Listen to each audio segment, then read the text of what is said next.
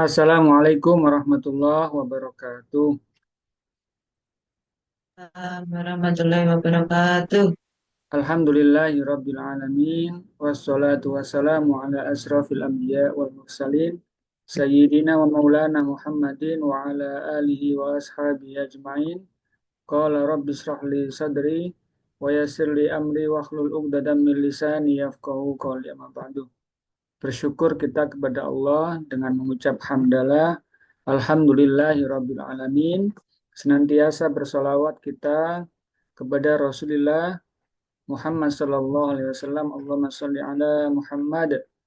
Semoga kita semua diberikan Allah kekuatan bisa melaksanakan sunnah-sunnah Rasulullah dan kelak mendapatkan syafaat pertolongan dari Rasulullah Muhammad sallallahu alaihi wasallam. Mari kita mulai ngaji kita dengan berharap berdoa kepada Allah. Semoga Allah menurunkan rahmatnya, keberkahan atas ilmu yang kita pelajari dengan membaca surat Al-Fatihah, membaca syahadat, istighfar, dan sholawat, serta doa dalam menuntut ilmu. Al-Fatihah. A'udzu billahi minasy syaithanir rajim. Bismillahirrahmanirrahim. Alhamdulillahi rabbil alamin.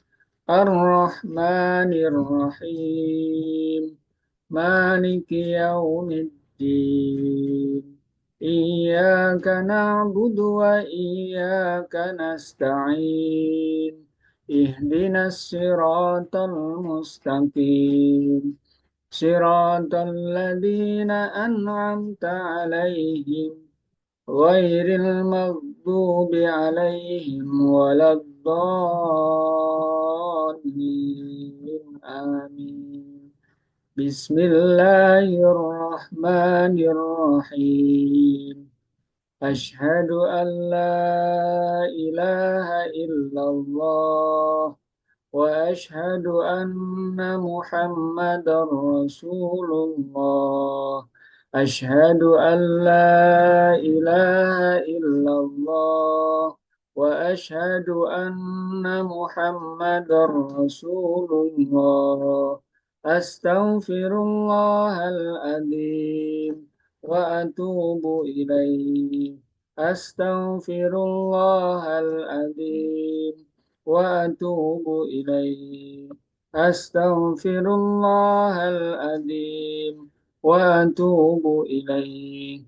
Allahumma salli ala sayyidina Muhammad wa ala ali sayyidina Muhammad kama sallaita ala sayyidina Ibrahim wa ala ali sayyidina Ibrahim wa barik ala sayyidina Muhammad wa ala ali sayyidina Muhammad kama barakta ala sayyidina Ibrahim wa ala ali sayyidina Ibrahim fil alamin innaka Hamidum Majid. Bismillahirrahmanirrahim. Raditu billahi rabba wa bil islami dina wa bi Muhammadin nabiyyan wa rasula. Rabbi zidni ilma warzuqni fahma. Allahumma aftah lana hikmatak wansur alaina rahmatak min khazaini rahmatik ya arhamar rahimin. Amin ya rabbal alamin. Alhamdulillahi rabbil alamin. Alhamdulillah kita bisa hadir dalam kajian ICS Istiqomah Cinta Sedekah, sebuah moto yang membuat kita senantiasa semoga Allah ridhoi dengan moto tersebut, yaitu menjadi komunitas orang-orang yang cinta terhadap sedekah, yang senantiasa istiqomah, senantiasa terus-menerus sampai nanti kita dipanggil oleh Allah dalam keadaan yang ahli sedekah. Dan kita berharap semoga ini tidak berhenti kepada diri kita saja, tapi nantinya bisa kita teruskan kepada anak-anak kita, keturunan kita, senantiasa juga menjadi seorang ahli yang bersedekah. Nah, pada malam hari ini kita akan melanjutkan materi tentang hal yang sangat penting, hal yang sangat pokok, ibadah yang menjadi bagian daripada rukun dalam Islam yang tidak bisa ditinggalkan meskipun dalam kondisi apapun, yaitu tentang sholat, di mana ini menjadi rukun dalam Islam yang ketika itu ditinggalkan, maka konsekuensinya sangat besar, yaitu dia bisa terkategori seorang yang tidak muslim, atau bahasanya adalah seorang yang kafir. Kenapa? Karena dia meninggalkan sholat. Dan sholat ini menjadi penanda ini muslim yang benar-benar muslim atau hanya sekedar muslim yang sekedar nama saja. Bisa kita kelompokkan kalau misalkan dari sebuah penelitian di 2020 insya Allah, itu penduduk muslim di Indonesia itu 270 juta. Kemudian penduduk Indonesia 270 juta. Yang muslim itu 217. Nah, berarti kalau kita lihat lebih banyak muslimnya dong daripada yang non-muslim. Tapi kalau kita rinci, dari yang muslim itu dikelompokkan menjadi tiga.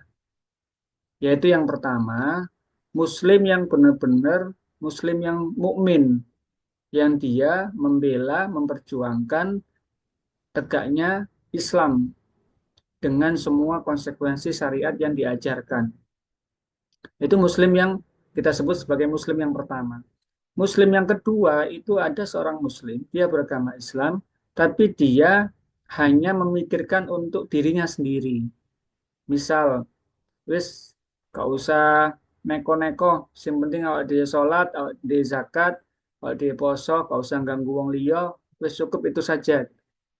Sejatinya dia adalah seorang muslim yang egois, karena dia mementingkan dirinya sendiri, yang penting dia masuk surga. Sementara tidak peduli dengan yang lainnya. Nah, itu juga kelompok muslim yang kedua, dan itu jumlahnya lebih banyak daripada kelompok muslim yang pertama tadi. Lalu ada kelompok muslim yang ketiga, dia muslim, agamanya muslim, tercatat di KTP-nya muslim, tapi dia menghalangi muslim yang pertama untuk melakukan, menegakkan aturan Allah dalam lingkungannya. Misalkan kalau muslim satu itu ada masjid dibakar, maka dia berusaha bagaimana kemudian kemuliaan Islam itu tidak tercederai. Tapi ada juga kelompok muslim yang malah menghalangi, terus gak usah gitu, malah menghalangi supaya itu tidak terjadi. Nah, kenyataannya dari 217 muslim yang ada di Indonesia, itu ternyata jumlah yang muslim pertama itu sangat sedikit karena dibandingkan dengan muslim yang kedua, muslim yang ketiga, dan menjadi satu juga dengan non-muslim. Sehingga kita bisa memahami bahwa tidak cukup hanya sekedar beragama Islam. Nah, ciri yang paling pokok, paling dasar adalah seorang muslim harus sholat. Nah, berikutnya, sholat itu tidak akan bisa diterima kecuali tanpa ilmu. Nah, artinya harus belajar. Nah, kita malam hari ini dan malam-malam yang sudah kita lewati itu dalam proses menuntut ilmu, khususnya tentang hal ibadah ini. Tentunya ibu-ibu semua juga berharap eh, mencari ilmu di sisi yang lain, karena Islam itu tidak hanya berkutat dengan ibadah saja. Yang pertama, akidah harus dipelajari. Kemudian yang kedua, tentang ibadah. Yang berikutnya tentang akhlak, itu juga perlu dipelajari. Berikutnya juga perlu dipelajari tentang adab. Ini juga bagian daripada Islam.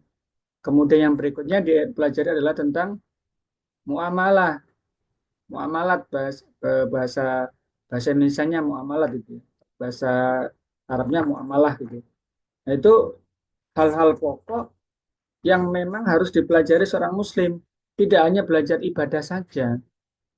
Artinya kalau diperintahkan Allah itu adalah ya ayyuhalladzina amanu dkhulu fis silmi kafah.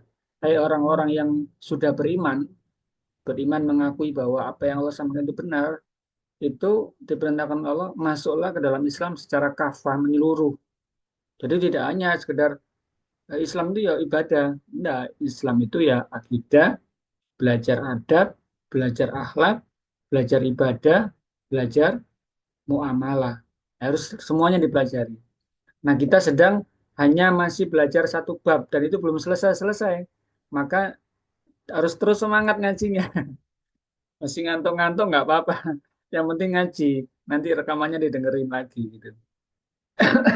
Nah, kalau kita bisa bisa membayangkan nanti dalam dalam rekaman yang direkam oleh para malaikat, nanti rekaman kajian ini akan ditunjukkan nanti ketika yaumil hisab. Oh, itu ngaji. Meskipun ngantuk-ngantuk tetap ngaji, dia tetap hadir. Nah, itu tetap tetap menjadi ada nilai nilai pemberat amal dalam timbangan amal kelak. Maka yang penting datang, yang penting semangat hadir, yang penting bisa eh, apa ya mensyiarkan mengajak teman-teman yang ngaji niat semata-mata lillahi ta'ala karena Allah dan duduk mendengarkan dan kemudian nanti dapat ilmunya diamalkan dipraktikkan. Itu akan menjadi pemberat. Maka kita masih banyak yang harus kita pelajari, tidak hanya ibadah saja, harus terus kita tingkatkan ilmu-ilmu kita. Nah, kita akan lanjutkan materi yang lanjutan dari tentang sholat itu. Kita akan nyampe kepada bab hal-hal yang disunnahkan dalam sholat. Nah, kemarin kita sudah belajar tentang sunnah muakkad, ghairu muakkad.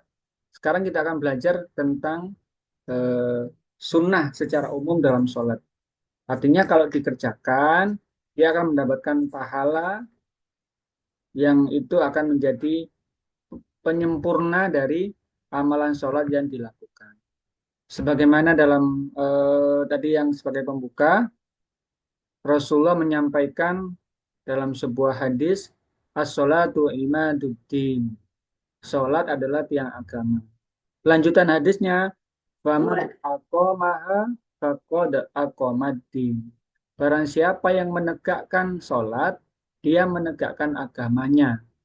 Faman hadamaha faqad hadamaddin. Barang siapa meninggalkan sholat, dia telah merobohkan agamanya. Nah, ini pesan yang sangat jelas yang disampaikan Rasulullah kepada kita untuk tidak sampai meninggalkan sholat baik diri kita atau yang menjadi tanggungan kita. Siapa itu tanggungan kita? Ya keluarga kita, anak-anak kita yang ada dalam satu naungan rumah di kita khususnya. Maka jangan sampai ada yang di rumah itu tidak melaksanakan sholat. Atau misalkan ini biasa yang menjadi PR saya juga gitu ya. Ada tamu yang datang ke rumah, dia nggak sholat. Nah itu jadi bagian tanggung jawab yang istilahnya pemilik rumah itu. Karena siapapun yang berada dalam rumah itu menjadi naungan tanggung jawab siapa yang menjadi kepala di rumah tersebut. Nah, yang disunahkan dalam sholat, ini ada yang dimakruhkan ya. Oh, yang kemarin yang disunahkan sudah ya, maaf. Yang saya maksudnya adalah yang dimakruhkan dalam sholat. Apa saja yang dimakruhkan dalam sholat? Kita sudah mempelajari tentang sumber hukum Islam waktu itu ya, bahwa ada wajib, wajib itu dibagi dua, ada wajib ain, ada wajib kifayah atau fardu kifayah. Sunnah itu ada dua juga, muakkad, ghairu muakkad. Nah, makruh itu adalah sesuatu yang kalau ditinggalkan dia dapat pahala. Kebalikannya dengan sunnah. Sunnah adalah kalau ditinggalkan dia mendapatkan Kalau dilaksanakan dia mendapatkan pahala, kalau ditinggalkan dia tidak mendapatkan dosa atau siksa. Tapi dia mendapatkan kerugian karena amalan sunnah tidak dikerjakan. Lah kalau makruh, kalau dia meninggalkan, dia dapat pahala. Kalau mengerjakan, dia tidak disiksa, tapi dia rugi karena tidak mendapatkan pahala yang harusnya dia tinggalkan. Tidak mendapatkan pahala karena tidak meninggalkan perbuatan yang dimakruhkan tersebut. Nah, dalam sholat, ketika kita tidak menyadarinya atau tidak tahu ilmunya, maka itu bisa berlangsung setiap sholat. Bayangkan kita dalam sehari 5 kali, dalam setahun berapa kali kita sholat. Sampai usia kita hari ini, karena gara-gara tidak tahu ilmunya, ternyata yang kita lakukan selama ini adalah makruh. Nah, itu kan karena tidak tahu dan tidak tahu tidak dihisab, tidak dihukum, tapi dia akan dihukum adalah karena dia tidak mau belajar. Jadi tidak boleh bersembunyi di balik topeng. "Us, kan aku nggak tahu ya, aku nggak dosa." Bukan begitu. Ada hukum berikutnya adalah thalabul ilmi fardhatun ala kulli wa muslimin. Jadi menuntut ilmu itu diwajibkan untuk muslim laki-laki maupun muslim perempuan. Jadi bukan gara-gara nggak tahu kemudian tidak mau tahu atau mungkin nggak mau belajar. Apa saja yang dimakruhkan dalam sholat? Satu, yang pertama adalah menengok atau melirik. Menengok atau melirik.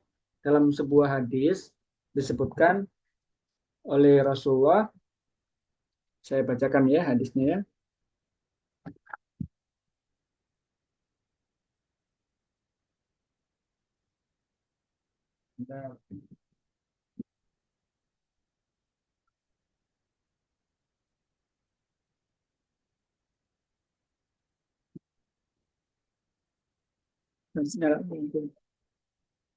Dalam terjemahannya disebutkan menoleh dalam saat sholat itu adalah eh, barang curian. Sebentar.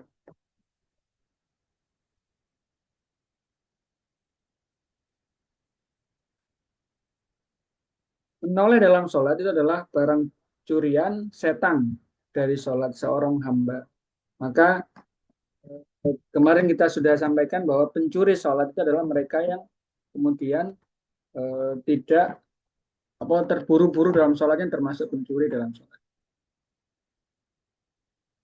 Buah tilasu pikholi suhu syaitanu min sholatil ibad. Jadi ini petunjuk dari Rasulullah bahwa orang yang menoleh dalam sholatnya termasuk melirik pandangannya kepada yang bukan harusnya sholat, itu termasuk orang yang termasuk perbuatan yang dimakruhkan. Kemudian yang kedua adalah melihat ke langit-langit. Jadi kalau sambil sholat, dangak-dangak itu termasuk orang yang melakukan perbuatan yang dimakruhkan. Maka jangan sampai melakukan itu.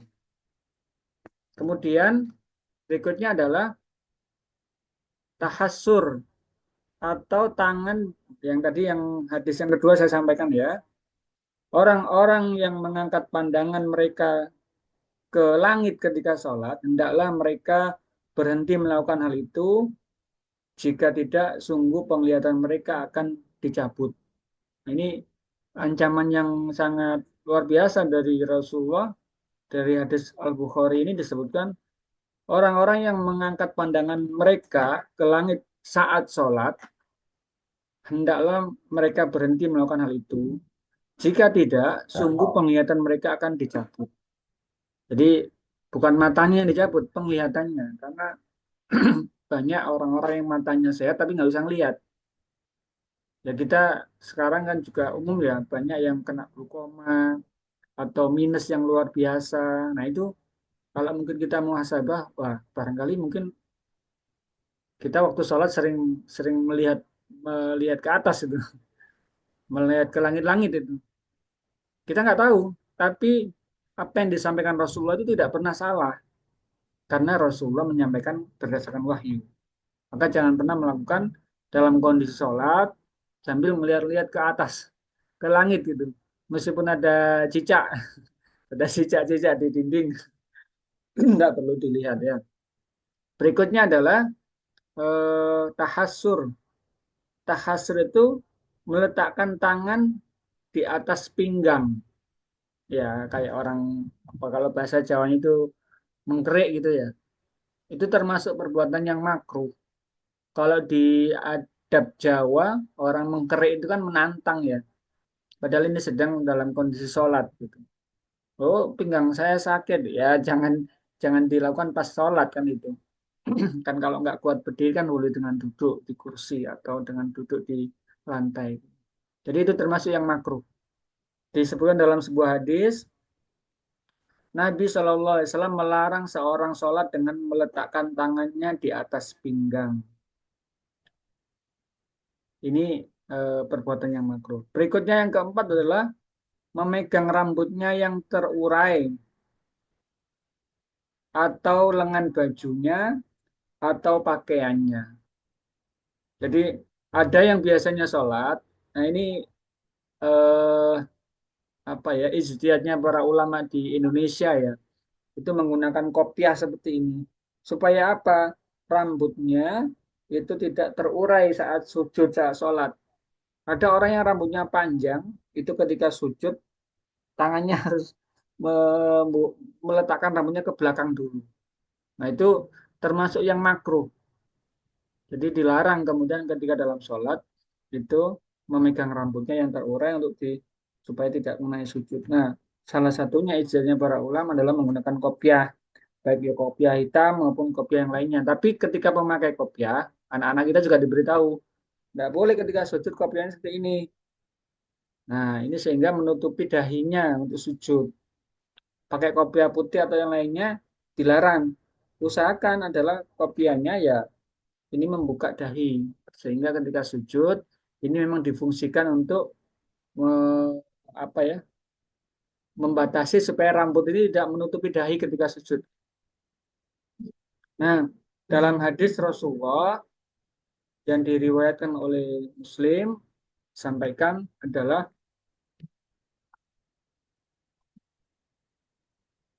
aku diperintahkan untuk bersujud dengan 7 anggota badan serta aku tidak menggulung atau memegang pakaian, tidak pula rambut yang terurai.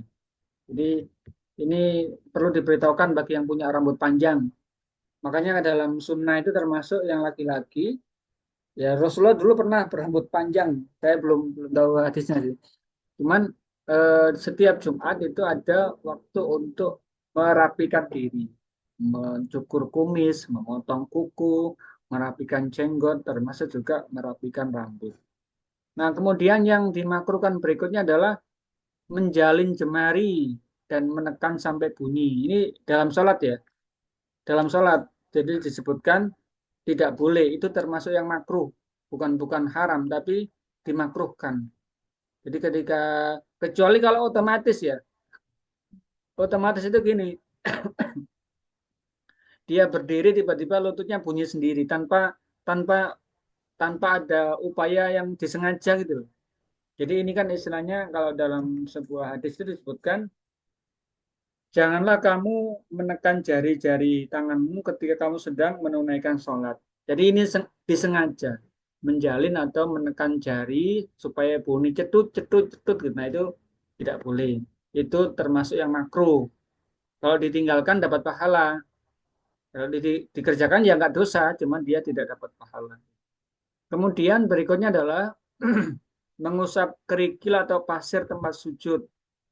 Jadi di masa waktu itu kan belum ada keramik, belum ada apa ya di masa Rasulullah. Nah, kalau hari ini itu bisa saja dalam bentuk macam-macam. Makanya kalau sajadah ini kan mungkin anak-anak kita juga perlu dikasih tahu ya. Sajadah yang motif gambar apa-apa yang itu kemudian mengganggu kesuaan sholat itu berpengaruh. Apalagi kalau misalkan sajadahnya tebel dibuat mainan sama anak, sama tangannya digerakin gini, digerakin gini. Nah, itu termasuk mengusap kerikil pasir tempat sujud. Nah, itu enggak, dalam hadis disebutkan apabila salah seorang dari kalian sedang mengerjakan sholat, maka janganlah dia menyapu kerikil atau pasir, karena rahmat itu diarahkan kepadanya. Hadis riwayat Ibnu Majah. Beliau juga bersabda, jika kamu memang melakukannya, maka cukup satu kali. Jadi kalau misalnya ada benar-benar kotor di tempat sujudnya itu ya, boleh sekali untuk mengusap mengusap pasir yang ada di tempat sujud.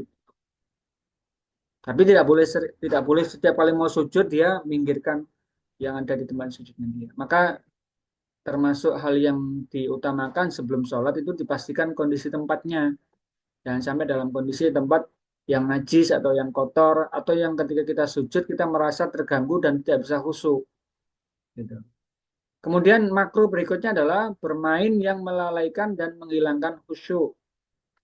Nah, dalam sebuah hadis disebutkan, tenanglah kalian ketika sedang mengerjakan sholat. Contohnya apa? Misalkan yang punya jenggot, misalkan sambil sholat, Allahu Akbar, kemudian sambil gini-gini. Nah, itu sebenarnya dia secara pikiran dia sedang bermain-main dengan jenggotnya. Nggak boleh. Atau pakaian yang dipelintir-pelintir, itu makruh melakukan hal kayak gitu. Melihat-lihat hiasan tikar, dinding atau lainnya.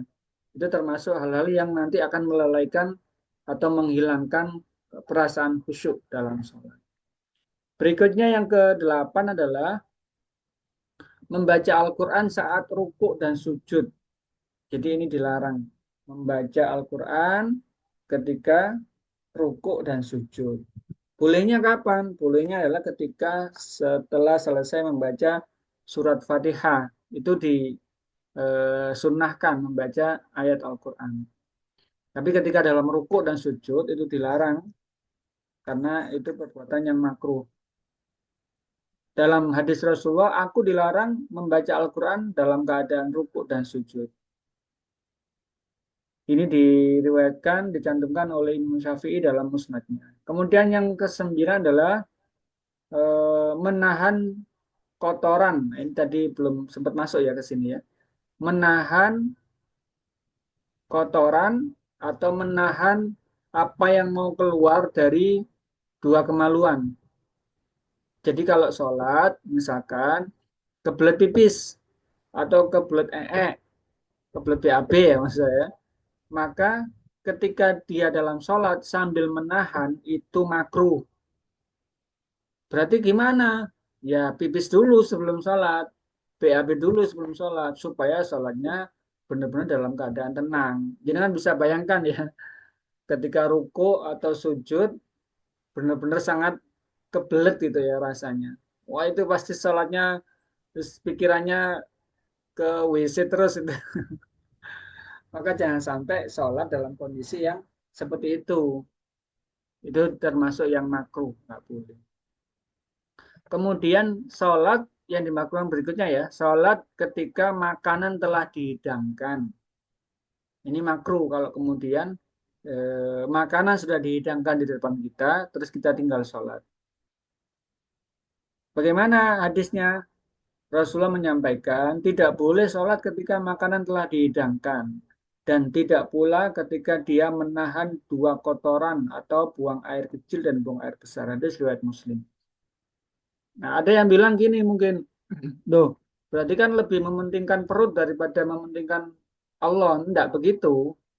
Ini yang menyampaikan petunjuk ini langsung Rasulullah. Jadi Rasulullah lebih paham, lebih tahu.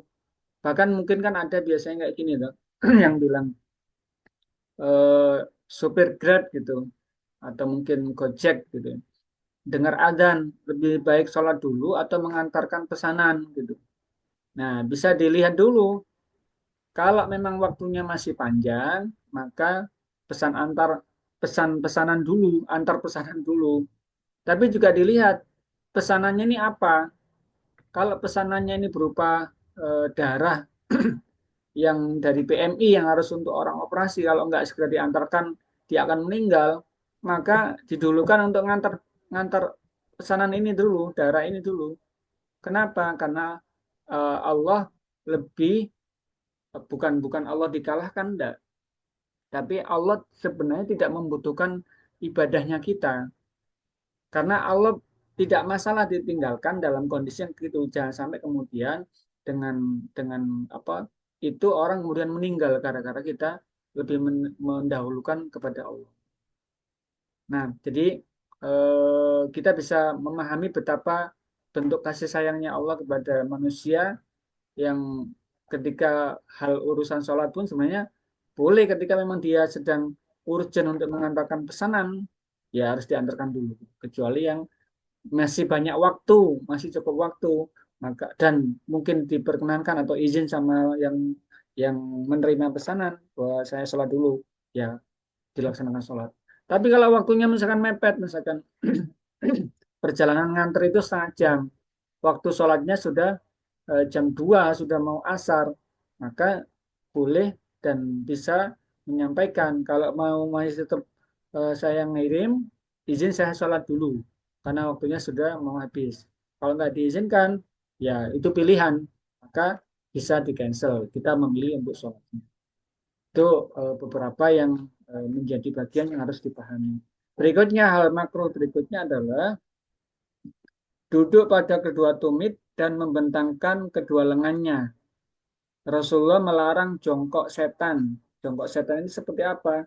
Yaitu jongkok menempelkan pantatnya di atas bantal, di atas lantai, dan menegakkan kedua betisnya, serta meletakkan kedua tangannya di atas lantai seperti duduknya seekor anjing.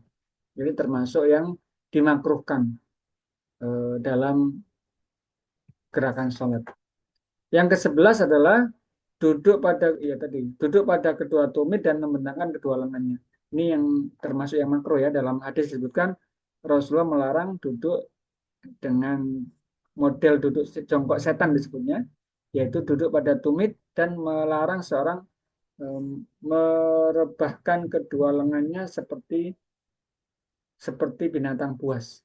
Di tangannya itu apa ya kalau dibilang ya, dia duduk iklan yang mana kita ceritakan itu loh, tapi tangannya kemudian dia duduk dibentangkan di sampingnya. Itu hal-hal yang dimakruhkan dalam sholat, dan semoga kita bisa mengingat ini ketika sholat, ditinggalkan, jangan sampai dilakukan. Berikutnya eh, yang membatalkan sholat. Jadi sholat bisa batal ketika melakukan ini. Terus konsekuensinya apa? Ya mengulang sholatnya. Maka jangan sampai kita melakukan hal-hal ini. Apa itu yang membatalkan? Satu, meninggalkan salah satu rukun yang kemarin kita sampaikan rukunnya ya. Lupa membaca Fatihah dalam sholat. Nah itu batal sholatnya. Berarti apa? Ya ngulang sholatnya. Jangan sampai tidak dibaca. Lupa tidak takbir. Takbiratul ikhram maksudnya ya, bukan takbir intikal ya. Lupa tidak takbir. Lupa tidak ruku, habis Fatihah langsung sujud. Itu membatalkan sholat. Karena itu termasuk bagian daripada rukun. Loh, kalau lupa tidak duduk di antara dua sujud, maaf, lupa tidak duduk tasyahud awal. Nah itu kan sunnah ya, kemarin ya kita pelajari ya. Maka dia tidak termasuk membatalkan, tapi dia nanti diharuskan sujud sahwi. Nanti kita akan ada pelajaran tentang sujud sahwi. Nah, kita lanjutkan. Jadi yang membatalkan sholat, yang pertama adalah meninggalkan salah satu rukun. Salah satu rukun. Yang kedua adalah makan dan minum. Yang salah satu rukun tadi berdasarkan sabda Rasulullah bahwa kepada orang yang sholatnya tidak benar dan tidak tumak nina dan tidak itidal, keduanya termasuk. Jadi sholatnya termasuk yang meninggalkan rukun itu tidak tumak nina. Ini juga termasuk yang sholatnya batal. Nah, kalau misalkan habis ini Ramadan, sholatnya cepet-cepetan, jenengan bisa tahu nggak tumak nina seperti apa? Kan kemarin kita belajar tumak nina adalah minimal minimal paling sedikit adalah membaca Subhana Rabbiyal Adzim. Tapi kalau kemudian tidak sampai itu, berarti bisa diketahui bahwa itu sholatnya tidak tumak nina. Sholat tidak tumak nina berarti sholatnya batal. Oh, berarti sholat sampai misalkan ya eh, 20 rakaat taraweh banter gerakannya dan cepat sekali tidak tumak nina, maka batal sholatnya. Secara hukumnya sholatnya batal karena meninggalkan salah satu rukun. Apa rukunnya? Tumak nina. Dia tidak melaksanakan secara tumak nina. Disebutkan dalam hadisnya di kitab hadis riwayat Muslim, ulangi sholatmu karena sesungguhnya kamu belum mengerjakan sholat. Itu yang disampaikan Rasulullah dalam hadisnya. Kemudian yang kedua adalah makan dan minum. Yang kemarin kita sampaikan, takbiratul ihram itu adalah penanda bahwa suatu perbuatan yang halal dan boleh dilakukan di luar sholat. Tapi ketika sudah takbiratul ihram, semuanya jadi haram. Takbir yang menjadi penanda bahwa itu semuanya haram. Tertawa ketika di luar sholat itu halal, boleh. Tapi kalau sudah takbiratul ihram, maka tertawa dalam sholat itu haram. Makan dan minum punya kita sendiri, kita beli sendiri di depan di meja kita sendiri, itu halal. Tapi kalau sudah takbiratul ihram, dia jadi makanan yang haram kalau dimakan dalam sholat. Jadi eh, disebutkan dalam hadis Rasulullah, sungguh dalam sholat itu ada ya, kesibukan. Inna fis sholati lisa gola. Jadi dalam sholat hadis riwayat Bukhari disebutkan sungguh dalam sholat itu ada kesibukan. Apa? Ketika kita dalam sholat kita kan sedang eh, berdoa menghadap kepada Allah. Maka ketika dia masih sempat makan sambil sempat minum itu berarti dia sedang tidak benar-benar khusyuk dalam sholatnya. Nah, pengertian yang sederhana makan dan minum mungkin pikiran kita kan, loh, makan minum nggak mungkin lah bawa ambil makan piring minum gelas itu enggak. Tapi bisa jadi adalah apa ya istilahnya ya, sisa makanan di mulut kita. Loh, hanya sedikit, hanya selilit gitu. Tapi ketika dalam sholat, ketika ditelan, dia termasuk makan, dia termasuk menelan makanan dan itu membatalkan sholat. Maka jangan dilakukan hal kayak gitu, karena itu bisa membatalkan sholatnya. Kemudian berikutnya adalah berbicara kecuali memperbaiki kekeliruan. Apa itu contohnya? Nanti kita bacakan ya contohnya. Firman Allah disebutkan Wakumul lillahi qanitin, berdirilah untuk Allah dalam salatmu dengan khusyuk. Al-Baqarah ayat 238. Dan Rasulullah menyampaikan sesungguhnya salat ini tidak dibenarkan di dalamnya ada sedikit dari perkataan manusia. Jadi dalam salat berkata atau berbicara yang itu tidak disyariatkan atau dalam tuntunan salat itu menjadi membatalkan salat. Misalkan ketika sholat Allahu Akbar baca Fatihah, terus tiba-tiba di luar ada Assalamualaikum, terus kita jawab Waalaikumsalam. Nah, itu udah batal sholatnya. Kenapa? Karena dilarang berbicara atau mengucap sesuatu yang tidak termasuk bacaan sholat. Jadi nggak boleh menambah-nambahkan. Kecuali apa? Kecuali memperbaiki kekeliruan. Misalkan ketika sholat berjamaah, imamnya baca surat Al-Kafirun nggak selesai-selesai, bulat kayak gitu. Itu boleh makmum berbicara untuk membenarkan. Qul ya ayyuhal kafirun la a'budu ma ta'budun wala antum a'budun ma a'bud wala ana a'budu ma a'budum, terus ternyata nggak selesai-selesai gitu. Karena lupa, imamnya lupa. Maka makmum boleh berbicara dalam rangka memperbaiki bacaannya, mengingatkan.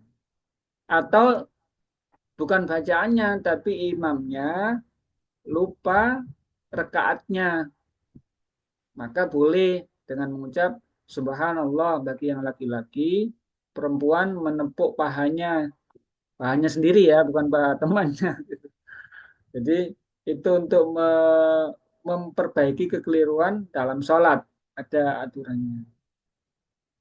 Ada sebuah riwayat disebutkan Rasulullah pernah sholat, saya bacakan ya, apabila maka apabila dikatakan kepadanya belum sempurna sholat, dia wajib menyempurnakan. Contoh lain, seorang imam memulai bacaannya lalu dia lupa, lalu memberikan kesempatan kepada makmum untuk memperbaikinya, maka itu tidak mengapa. Karena Rasulullah pernah berbicara dalam sholatnya, dan Zul Yadain ikut berbicara, tapi sholat keduanya tidak batal. Zulyadain pernah berkata kepada Nabi SAW, apakah baginda telah lupa atau sholatnya telah dikosor? Jadi ini waktu disebutkan Rasulullah sholat duhur, tiba-tiba cuma sholat duhur 2 rakaat.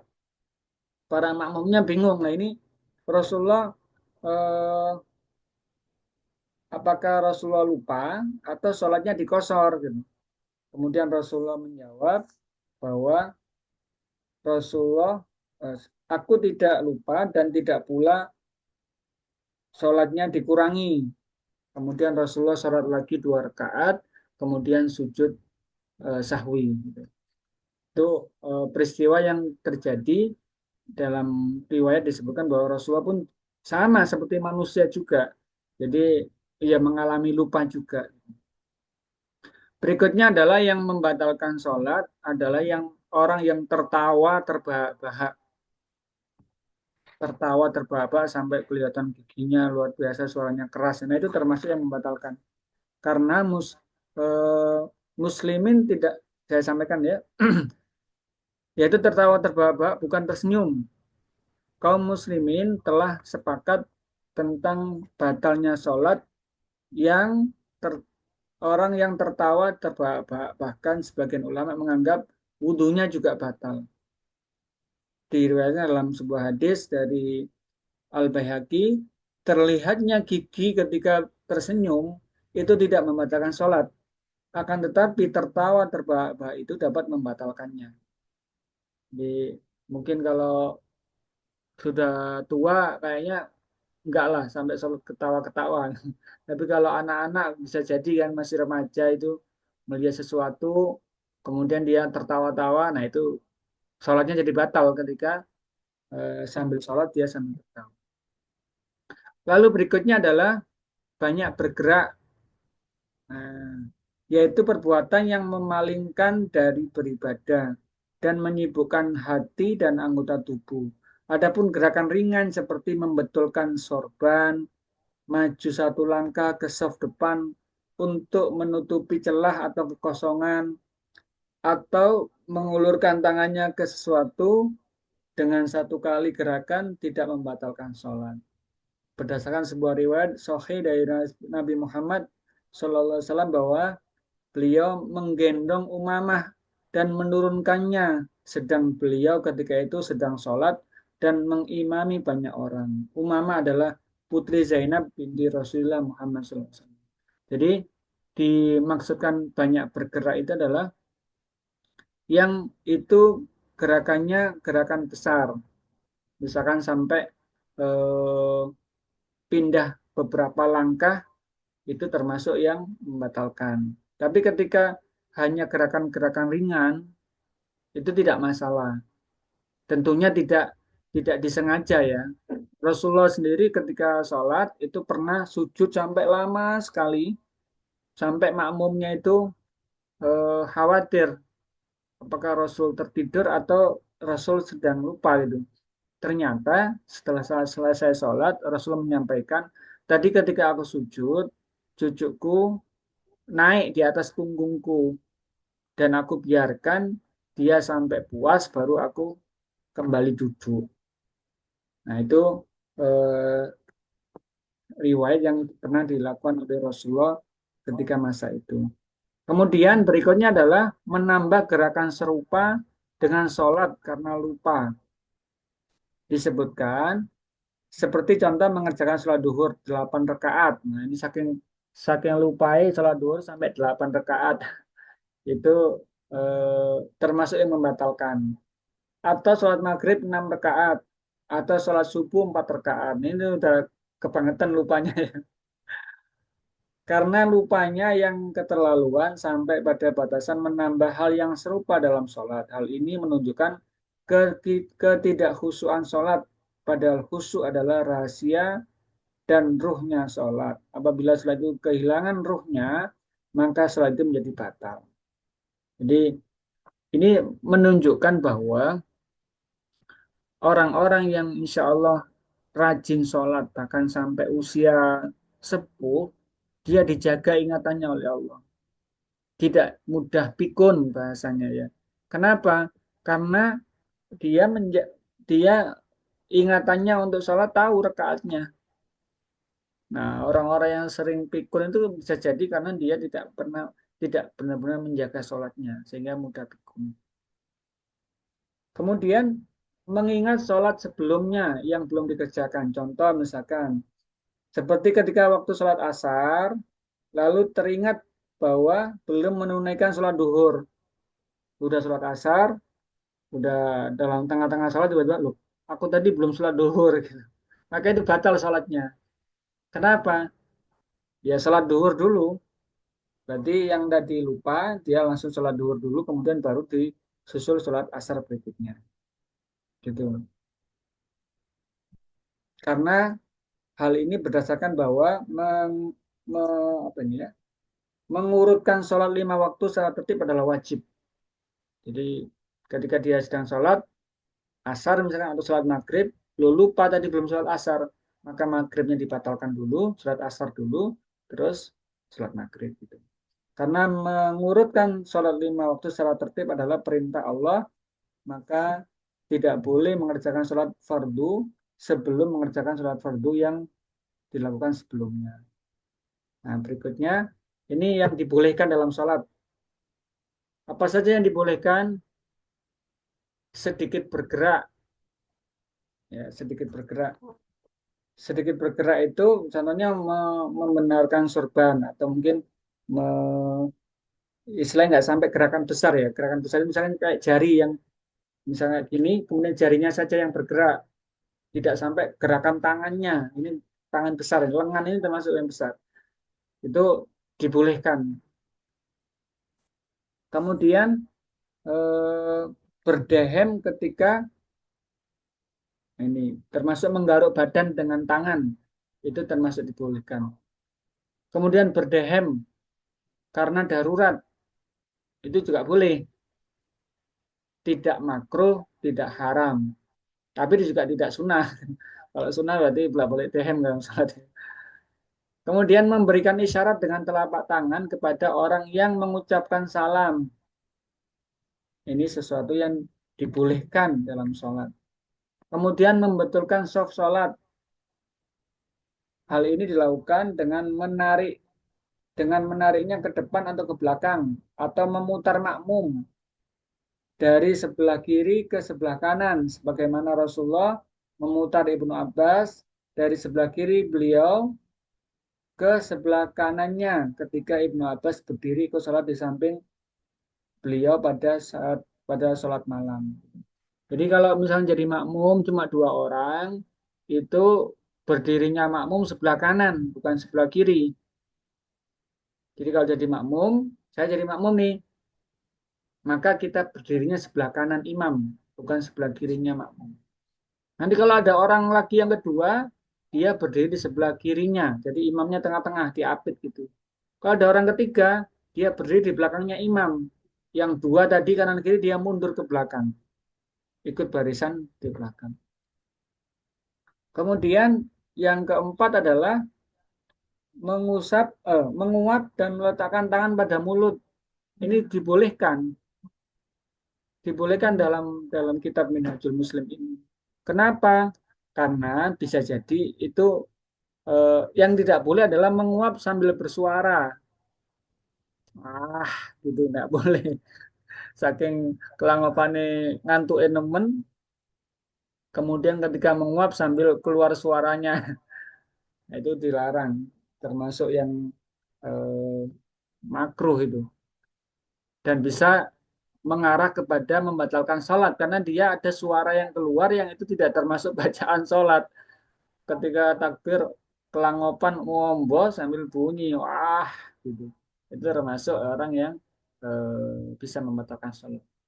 Nah tapi kalau menguap kemudian meletakkan tangan untuk menutup mulut itu tidak apa-apa, dibolehkan.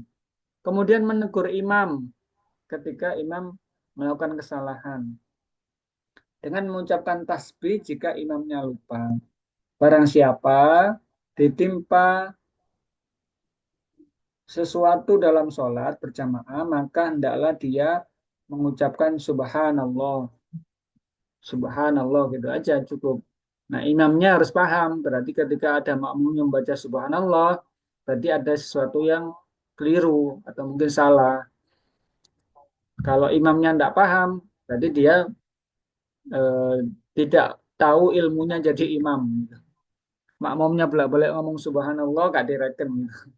Atau imamnya sedang dalam kondisi tuli. Nah, itu juga penting. Imam harus eh, selain kondisinya yang sehat, dia juga panca inderanya juga bisa mendengar. Kemudian menghalau orang yang melintas di depannya. Jadi ketika udah sholat, makanya kalau dalam jenengan pernah tahu ada istilahnya sutro. Sutro itu penghalang atau batasan orang sholat di depannya, dipasang di depannya. Kalau nggak ada sutro, boleh dipasang tas atau apa yang ini menjadi batas bahwa saya sholat di tempat ini. Kecuali kalau sholatnya langsung di depan tembok ya, itu nggak ada orang yang mungkin lewat di situ. Tapi kalau sudah ada sutrohnya di depan kita, kemudian ada orang lewat, maka kita boleh menghalaunya dengan tangan kita majukan seperti ini, kelihatan nggak? Kita majukan seperti ini supaya orangnya nggak lewat di depan kita ketika kita sholat. Dalam sebuah hadis disebutkan, apabila salah seorang dari kalian sholat menghadap sesuatu yang membatasinya dari orang banyak, maka apabila itu ada seorang yang hendak melintas di depannya, hendaklah dia menolaknya. Adapun jika orang itu tetap melintasinya, maka hendaklah dia memeranginya karena sebenarnya dia adalah setan. Ini sampai hadisnya sangat keras ini. Jadi udah dihalangi, dia tetap aja lewat di depan orang sholat. Itu boleh eh, bahasanya itu diperangi. Jadi benar-benar dilarang kita ketika ada orang sholat lewat di depan, kita lewat di depannya itu dilarang. Kemudian membunuh ular dan kalajengking jika binatang itu mendekati dan membahayakan ketika sedang menunaikan sholat. Ini juga dibolehkan. Jadi sesuatu yang membahayakan ketika sholat itu boleh kita singkirkan ketika memang sedang dalam sholat. Ada ular di depan kita ya jangan diam saja. Wes aku yakin kepada Allah gitu ya, nggak bisa kayak gitu, tetap harus disingkirkan atau kalau ular ya dibunuh, kalau cengking ya dibunuh. Tentunya ya dibunuhnya dengan tidak harus sampai mengubah posisi sholat ke apa istilahnya, tak ke belakang dulu nyari pisau apa ya enggak juga gitu. Jadi berusaha dia menghalau, membunuh atau menghindarkan dari bahaya dari binatang yang mengganggu tersebut. Nah, itu tentang hal-hal yang makruh dan hal-hal yang membatalkan serta hal-hal yang membolehkan dalam sholat. Sebagai penutup, saya ingin putarkan satu video ini eh, sebagai bentuk pengingat diri kita semua, keluarga kita, jangan sampai dalam satu keluarga kita atau setidaknya adalah keluarga besar kita ada yang tidak sholat dan kita diam saja. Tugas kita mengingatkan, tugas kita adalah menyampaikan, selanjutnya Allah yang memberikan hidayah.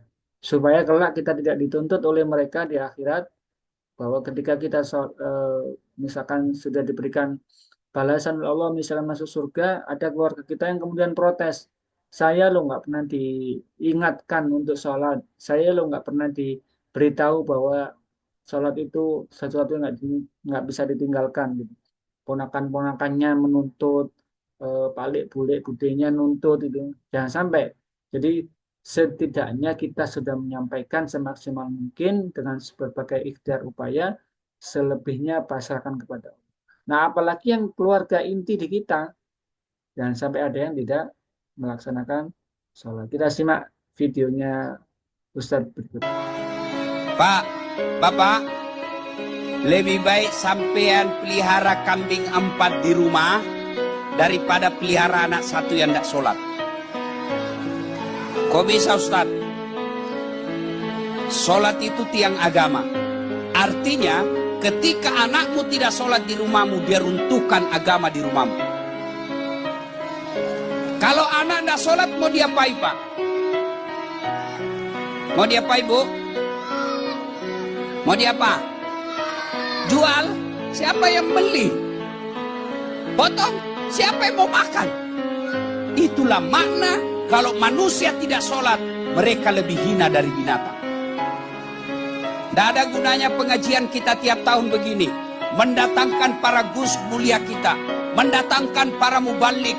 Kita salawatan bareng-bareng. Balik ke rumahmu tidak sholat. Tidak ada gunanya ini acara. Sholat. Ada yang bilang, tidak penting sholat Ustaz. Yang paling penting hatimu dong. Biar kau tidak sholat, yang penting hatimu baik. Anak muda berdiri, cocok, saya setuju. Karena juga tidak sholat. Kalau ada orang bilang yang penting hatimu baik, sifatmu baik, biar kau tidak sholat, siapa nabinya? Nabi Muhammad paling baik hatinya. Nabi Muhammad paling suci akhlaknya. Tapi apa beliau tidak sholat? Dia tetap sholat. Sholat. Tuan-tuan yang saya hormati, ketika ajal menjemput, yang pertama diperiksa bukan puasa. Yang pertama diperiksa bukan haji. Yang pertama diperiksa bukan zakat. Pertama diperiksa sholat. Siapa yang mendaki dunia akhiratnya selamat? Sholat. Ya, itu pesan yang buat diri kita sendiri, buat keluarga kita, buat anak-anak cucu keturunan kita semua.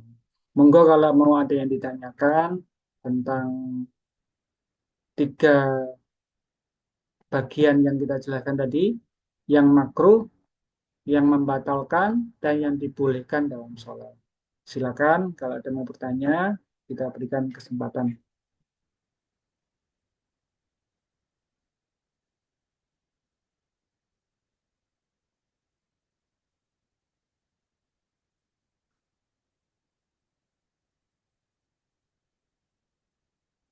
Ada yang mau bertanya? Tidak ada ya?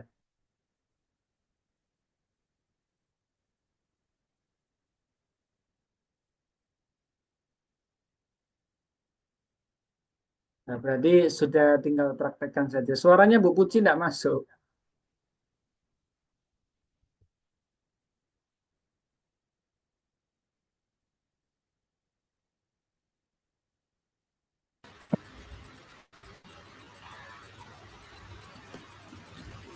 Sudah bisa Ustadz. Sudah. Oh ya, silakan.